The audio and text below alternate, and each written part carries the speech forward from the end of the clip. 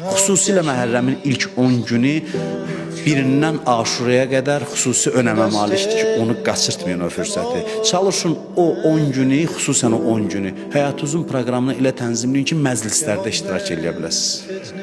Yəni yenə də deyirəm, kim qazandı özü qazandı. O məclislərdə göydən yerə nur yağır. Fəzilətlərin sərgisidir. İnsan dəyişə bilir. Bir ömür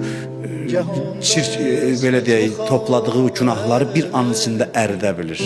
Mən hədisləri keçən il demişəm, vaxt yoxdur deyim. Bir an içində deyir, vəcəbət ləhul cənnət, cənnət ona vacib olar. Çünki bu qəribə iş görür. Yəni gəlirsən, ruhu təslim edirsən o məclisdə İmam Hüseynə, özü əməliyyat eləyir.